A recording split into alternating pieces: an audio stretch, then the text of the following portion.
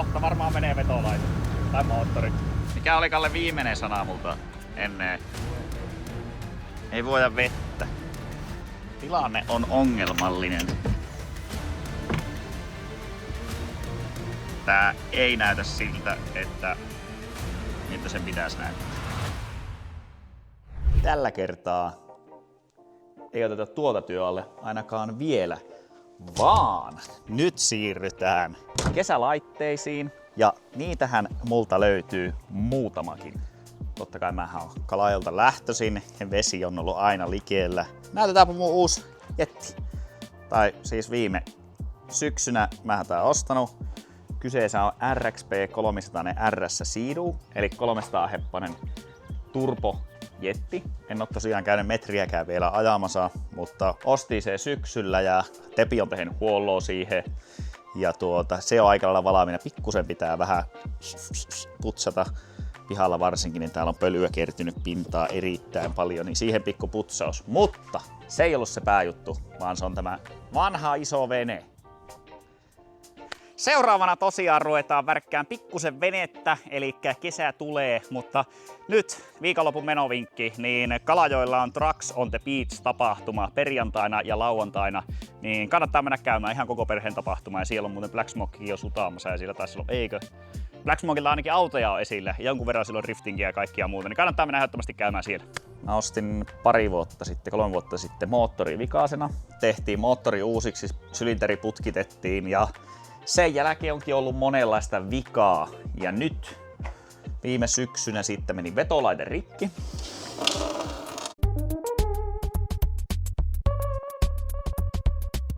Niin mä vaihoin sinne uuden vetolaitteen.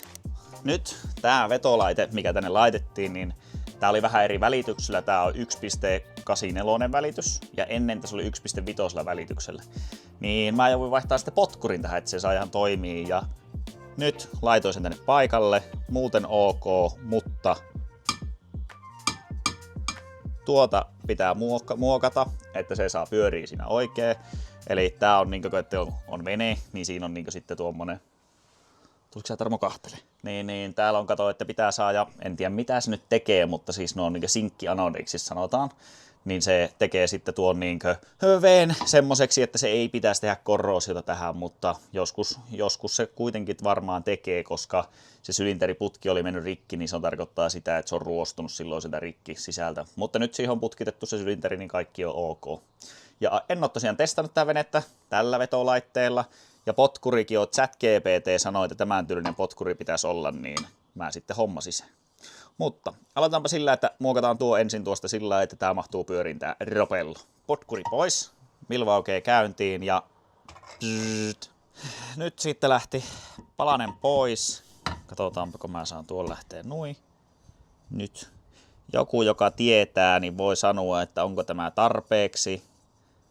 Tuo väli.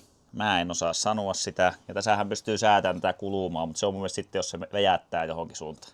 Sen mä tiedän nyt ainakin, että se on nyt tuommoinen tylppä, niin sehän mun pitää nyt sitten hiiua varmasti semmoiseksi teräväksi, muutenhan tähän tulee semmoinen jonkun sortin pyörre, todennäköisesti kun se seinää vasten lykää sitä vettä, niin hiotaanpa tuotosta nyt vähän piikikkäämmäksi vai miten terävämmäksi. Ja noin, nyt se on terävä. Ja nyt tuikataan ropella paikalle ja mä kirraaseen siihen. Väli on tosiaan tuommoinen, paljonhan siinä on, 3 milliä. Semmoinen se tulee. Pultetaan paikalle, niin sitten meillä pitäisi olla potkuri. On nyt laitettu. Tää on tosiaan nousulla 14,5 kertaa 19. Ja sillä aikaisemmalla välityksellä meillä oli 16, 15 kertaa 16. Eli se oli pikkusen isompi. Sitten se oli huomattavasti vähemmän eteenpäin liikkuva. Eli tällä potkurilla liikkuu paljon enemmän eteenpäin, mutta taas se välitys on eri, niin sen takia sitten tulee nyt sitten pitäisi olla aika liikkeelle sama kuin se oli aikaisemmin. Tässä nähtiin tää mun veneosaaminen taas. Mulla oli sillä takana tämmönen paikallaan, ja se ei olisi kuulunut olla sillä paikallaan, niin nyt se ainakin mahtuu, nimittäin nyt tämä vasta meni tuonne oikeaan kohtaan tarpeeksi syvälle tuo potkuri. Ja mä huomasin siitä, kun tänne pitää laittaa tämmönen, niin siinä ei näkynytkään nuo boorit ollenkaan. Niin, siinä kävi sitten pikku tuommoinen niin vipaa mulle, mutta ei siinä ole käynyt vielä kuinkaan, eli kaikki on ok. Laitetaan nyt vaan kaikki takas paikalleen, niin saadaan sitten hyvä. Sitten, kun saatiin potkuri paikalle, niin tää oli painunut jostain, että tässä on joskus tehty tämmönen korjaus. Ja nyt se oli painunut, kun tuo ei päässyt ottaa oikeaan kohtaan, niin mä tein tuohon korokkeen. Ja tuota vähän laskin. Ja mä laitoin siihen sitten lasikuitua. Niin nyt otetaan seuraava työkalu käyttöön. Ja mä sitä vähän koitin rälläkällä hiuva tuosta, mutta ei saanut viimeisen päälle. Niin nyt mä tasoitan tämän tästä. Ja sitten siihen pitää laittaa tämmöistä topcoatia päälle. Niin sitten toivottavasti se pitäisi olla ihan ok. Mutta tosiaan tää ei ole nyt mennyt niin läpi asti eikä mitään. Siinä oli painauma, niin mä hioin sen puhtaan lasikuille. Ja sitten laitoin tuohon hartseja lasikuitua, niin saa ok siitä. Mutta tää on jotenkin vähän maalattu tää pohja, niin tää nyt ei oo. No, arvata saattaako mä ostaa jotakin, niin se pitää olla halapa ja vähän paska ja semmonen, niin sitten mä saan itse korjata se ja laittaa kuntoon, että mulla on varaa olla jotakin. Nyt hiotas. Noin, nyt sitten on ylimääräiset möhkylät pois, niin putsataan Brackleenille ja vedetään topcoattipintaan. Sehän näyttää sen verran aurinkoiselta päivältä, että tänään on testipäivä. Nyt meinasin vähän virahuttaa, täällä on niin paljon paskaa tässä veneessä. Ressu oli rikki, soitin äitille, että voisiko se ommella sen. Niin ommellaan se, mutta ensin pitää niin käydä testaamassa. Mutta nyt tehdään pieni putsaus sille. Tämähän on tosiaan siitä, niin normaalisti tässä oli silloin kun tää tuli, tää vene, niin tuossa oli semmonen töttörö, uimalauta semmonen, ja tuo oli jatkunut niin paljon pitemmälle. Niin mä en pystynyt hinaamaan sitä rintterillä eikä oikein millään, kun tää raileri on tämmönen. Mä lyhensin sen ja sitten hitsasin tuonne niin sai tuo kohtuu asialliseksi. No niin, nyt sitä ollaan lähdössä testille ja Ale otti Audin perähän Yetiin. Siinä se on. Saapa nähdä pelaako. Uusi hieno Kalajeen satama. Lähdetään menee kohti vettä. Katsotaan, että uppuako se vai eikö se uppu. Jännittää niin maan tietävästi. Pohjaroppu on kiinni. Kaikko on ok. Kone on käynnissä. Muistinlaskija vetoo tuon laitteen alas. V8 hyrskyttää. Sanokaa mitä sanotte, mutta tämä on ainut paikka, missä V8 on ihan ok. Täälläkin se on vähän heikko. Katsotaan, rupeaako vuotaa.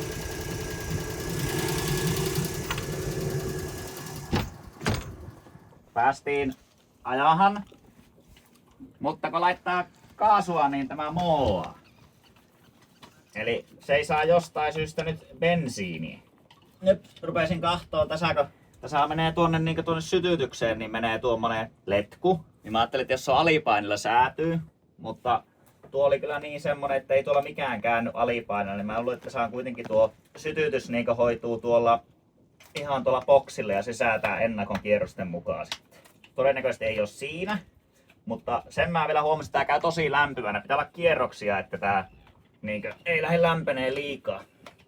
Ja sitten tosiaan se mooaa, niin en tiedä, että onko sillä, että siellä ei ole tarpeeksi, nyt se ei saa bensaa vai voiko ennakko olla esimerkiksi ihan liian myöhäiselle. Täällä on vähän täällä kaasarissa tämmöistä kaikkia pikkujuttua, niin pitää vähän tutkia, että mistähän nämä kaikki voi johtua. Ja tämä jää esimerkiksi tänne, niin voiko tämä vaikuttaa johonkin, että se ei ole hyvä, että se on näin, että sen pitäisi olla vähän kiinni enemmän. Mutta tutkitaan. Nyt saatiin pilssipumppu, että se ei enää huua ja heti kun laittaa vähän kierroksia, niin lämmöt laskee. Sitten se oli sellainen läppä, joka kääntyi, niin siinä kävi sillä, että siellä aukesi ehkä liian aikaisesti se yksi läppä, niin sen takia se mooas, mutta se selviää kohta. Menee punarajalle. Mutta ollaan plaanissa.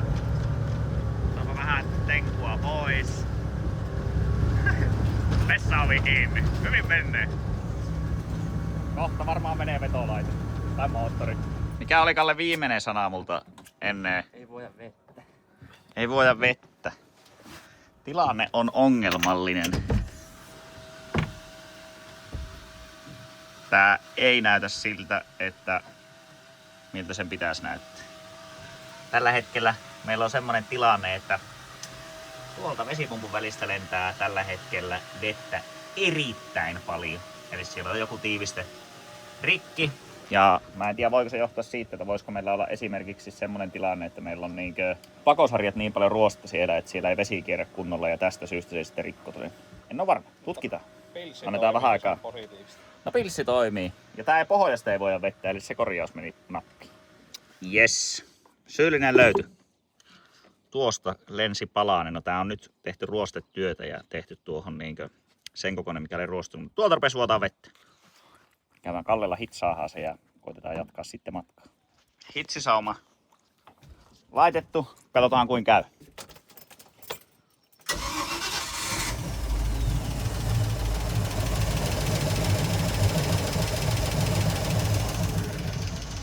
Eipä maha vuotaa enää. Ei turraa!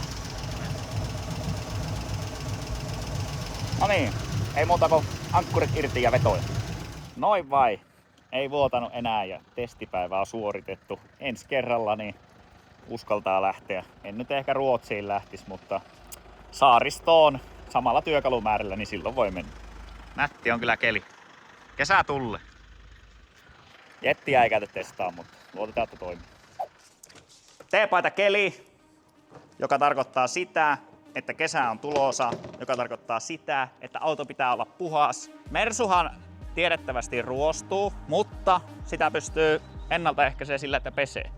Vaikkakin tässä voi kahtua siis niinkö punainen paholainen vitoni. Kato mitä täällä on alkanut tulee he. Siis aivan siis niinkö käsittämätöntä. Siis nämä on hirveitä vehkeitä. Mä en tykkää yhtään Mersuista. Sitä mä oon niinkö siis, että Black Smoke on ajatellut oikeastaan ihan niinkö hyvä asia siinä sen, että ne on tehnyt kaikki kuijusta. Kai sekin varmaan ruostus, jos ei ne olisi tehnyt kuijusta niitä osia. Mut joo, auton pesu. Ja jos te haluatte pestä autoa, te saatte oikeat pesuaineet auto Tudelta. Käyttää meidän koodia KKM, niin saa 10% alennusta. Ja vaikka olisi vähän alennuksessa, niin saa silti lisää alennuksia siihen. Esipesuaineeksi Snow Foam Total. Tämä poistaa kaikista suurimmatkin paskat. Ja niillä on itse asiassa tästä tullut se uusi malli, mikä on joku 5 kertaa tehokkaampi mitä tämä. Tätä mä oon laittanut vaahottimeen. Vaahotin löytyy kaas sitten sieltä. Sitten kun laitetaan esipesuaine, niin joku kommentoi joskus, että pese ylhäältä tai alaspäin, että saat nopeampaa sen pois. Esipesuaine pitää aina pestä alhaalta ylöspäin, että se pyörii se pesuaine mahdollisimman kauan siinä. Se on fakta. Nyt, kun esipesu on tehty kunnolla ja sitten se on harjattu sen jälkeen vielä, tai siis käsisienellä mikä tuo on, niin laitettu sampoot, niin mä laitan seuraavana vetkoat, eli tämä on tämmöisen laiskan miehen hyvä, eli joka ei jaksa vahata sitä autoa erikseen, niin tämä laitetaan vaan pesun jälkeen tuohon. Ja tässähän lukee, ei missään nimessä saa laittaa suorassa auringonvalossa. No jos mä laitan aurinkolasin päähän, niin sitten se ei näytä niin kirkkaalta. Mutta mä näytän, miten tämä onnistuu. Tässä pitää olla älyttömän nopea ja tarkka, koska tällä voi myös tehdä periaatteessa tuhojakin siinä, että se jää pian tuohon maalipintaan. Mutta kasteletta sen ensin näin. Ruutaa tämän tänne näin. Tätä ei tarvi koko autoa, ei ole pakko saada kato yhdellä kertaa, ettei se vain pääse kuivaamaan siihen. Niin ennen kuin se aurinko on polttanut se, niin alhaalta päin taas ylöspäin ja kahtakaa miten se helmeili. Ja nyt miksi tämmönen laitetaan sen takia, maalipinnasta tulee kiiltävämpi, se kuivaa helpommin ja paska ei tartu ja seuraavalla kerralla pesu on huomattavasti helpompi. Se olisi kisaviikko. Ja sehän tarkoittaa, että autoon viimeiset preppailut ja saadaan se sitten vihdoin ja viimein valmiiksi. Eli viime videolla tosiaan niin vaihdettiin jo tää sähköhydraulinen pumppu meille paikalle.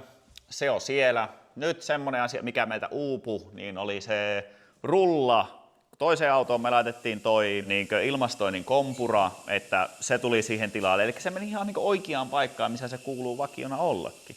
Mutta tässä näin, niin Paanasen Antti niin teki ohjaustehostajan pumpusta, eli mehän käytettiin M50 pumppua ennen, niin se teki tuonne sisälle laakeroitti tämän, ja me laitettiin sitten se tuohon paikalle sitten sillä, että tuolla on oikeat laakerit, ja ne kesti muistaakseni nyt oliko 500 000 rinkiä tai joku tämmönen, mikä oli se määrä paljonko ne kärsii pyöriä, niin sinne on laitettu semmoset laakerit, ja nyt se saa olla sitten ihan tuolla ei tyhjänä tuossa, että se on ohjurirulla, mutta se näyttää ulospäin ohjaustehostajan pumpulta, johon ei tule letkuja, mutta se on oikeasti ohjarirulla. Mut joo, nyt tosiaan käydään vielä vähän autoa läpi. Niin joo, tää on hieno. Elikkä jos oot metallimies, niin oot varmasti nähnyt joskus tällaisen pöydän. Elikkä tää on tämmönen älyttömän jytypöytä. Ja tässä on kaikki nurkat on suorat. Elikkä tää on semmonen, joka hitsaa tai tekee jotain, niin tähän saa semmosia pihtejä. puristimia, kaikkia mahdollista kiinni, ja sä saat tähän tosi jykevästi kiinni, niin tällä on helppo sitten hitsata, katso tehdä mitä tekee tämän päällä, ja ei mene rikki vaikka miten hakkaa, eli tää on niin jytkyä materiaalia, niin tämmönen hitsipöytä tuli meille nyt. Pitää vaan hommata tähän niitä pihtejä, millä mä saan sitten puristettua tuohon niitä juttuja. Antilla on tosiaan näitä, ja jos joku haluaa, se myy näitä. En nyt muista hintoja, mutta voi laittaa mulle viestiä, niin mä voin kertoa paljonko ne maksaa. Mutta joo, niitä saa jollakin toimitusajalla sitten, jos joku haluaa muukin tuommoisen pöydän, mutta meillä on ennen ollut pelkästään tää, niin tuo vähän sellainen tympiä, niin meillä on ollut vaikka Pyrykin hitsaamassa, niin se olisi halunnut semmoisen, että olisi niinku rautapöytä, niin siinä pystyisi helposti, kun oli vaan maapiuhan tuonne kiinni ja antaa soittaa sitten. Mutta joo, kilpa-auto. Se alkaa olla aika lailla katsottu sillai hyvälle mallille valmiiksi, eli siinä nyt ei hirviästi ole mitään, että silloin Juhalla on vielä jotain juttuja katsomatta täällä, mitä on näin listoisa, niin ne katsotaan vaan kuntoon ja sitten auto on hyvä pesu ja sen jälkeen se on valmis. Mutta nyt päästään rakentamaan sitä, mikä on ehkä siistein tällä hetkellä, niin meidän kärry ja siihen se rengasteline, niin nyt se on käynyt pulverimaalauksessa ja se on käynyt pulverimaalauksessa, niin sehän on silloin vähän niin kuin ready, niin otetaanpa alas se ja ruvetaan laittaa se tuonne katolle. Mehän tosiaan tuo kattua, niin pääsee lasikujutettiin tuossa noin, niin saatiin siitäkin sitten hyvää, eli se ei vuoda enää vodaa sisälle. Tää pitää vielä pakkeloja näät lajat sitten.